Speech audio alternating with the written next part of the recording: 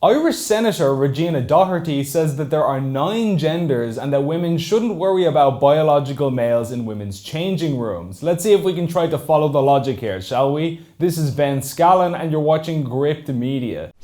Before we start the video, if you want to support Gript and our work, make sure to click like, subscribe and comment even if you have absolutely nothing to say. Just comment the last movie you watched or something, because by liking and commenting the channel gets boosted in the algorithm and therefore these videos are seen by more people. So if you want to see our channel grow, just take 2 seconds right now to like, comment and do your part to support independent journalism. And with that, on to the video.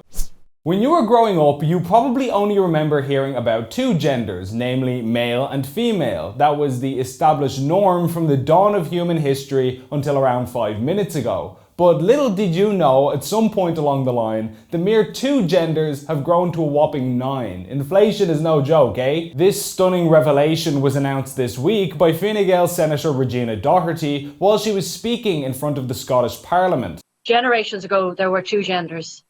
There were 2 sexes. There still are 2 sexes, but today I think we probably have about 9 genders. And that doesn't diminish any other gender within the gender identity set.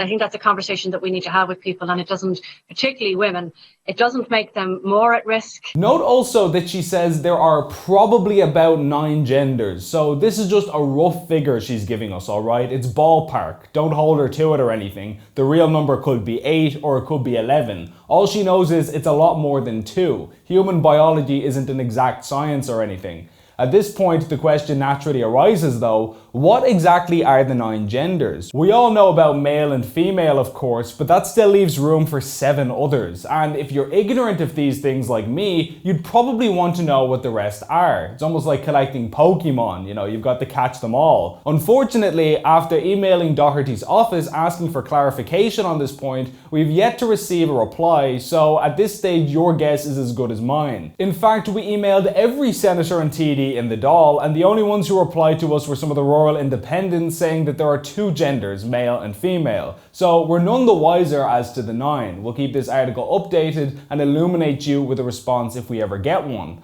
But there's another problem here. How is gender equality supposed to work going forward? We have all sorts of laws about gender equality in Ireland, and according to Regina, society is still horrendously unequal and sexist towards women. So if we couldn't even manage gender equality between 2 genders, 9 is surely going to be an absolute nightmare. We're going to have our work cut out for us for the next few hundred years at least on the social progress front, are we not? Now, at this stage in the 7 stages of grief, you're probably going through the bargaining phase where you say to yourself, well, at least it was only a few politicians in the Scottish Parliament who heard her, right? Ireland won't be made a laughingstock on the international stage, will we? But alas, international media later picked it up, including the Telegraph and the Scotland Express. So yeah, there's that. In addition to all of this, Doherty made many other very interesting assertions during her speech. For example, she was asked about violent men identifying as women to access women-only spaces.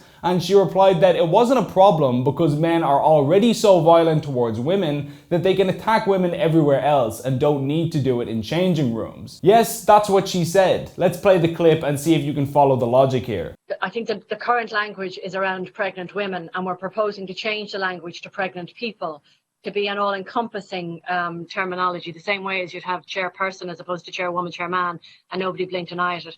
And it is the debate in Ireland around those safe spaces for women, the fact that, there's a real fear that's growing because a woman might be fearful of her safety from a trans man or a trans woman who might invade a space in Zara when I'm trying on a new frock.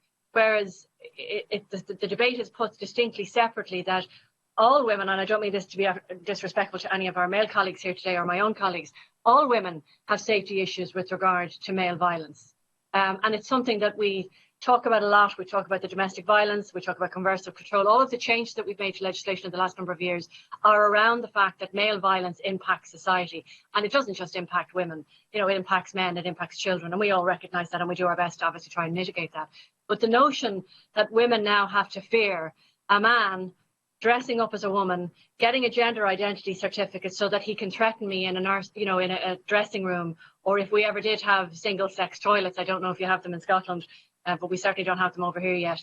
To me, it's kind of fanciful when you recognise that in the Irish state, women have issues with regard to safety because of male violence. And I don't think a man who wants to be violent towards a woman needs to go to the extent of changing his certificate gender, through a certificate so that he can get access to me in the dressing room. Note that throughout that entire monologue, she appears to be on the verge of smirking like it's the funniest thing she's heard all week. You probably wouldn't have thought that women fearing for their safety because their spaces are being invaded by biological males was the most amusing subject matter to a feminist, but there you go, life is full of surprises, I suppose. So to summarize her point, she's essentially saying that because women are already attacked by men everywhere in society, there's no risk that letting men into female-only spaces will lead to more attacks, because men can already attack women on the bus, or on the train, or the side of the road. They don't need to go into the women's changing room or a female prison to do it. That's what she's saying. So to put it another way, Doherty's position is that society is already horrendously dangerous for women, so we should get rid of the last few pockets of safety they have left to themselves. That's the reasoning we're dealing with here. They say that the Yarlung Grand Canyon in Tibet is the largest canyon in the world, but even that chasm is tiny compared to the gap between the opinions of ordinary people and politicians on trans issues.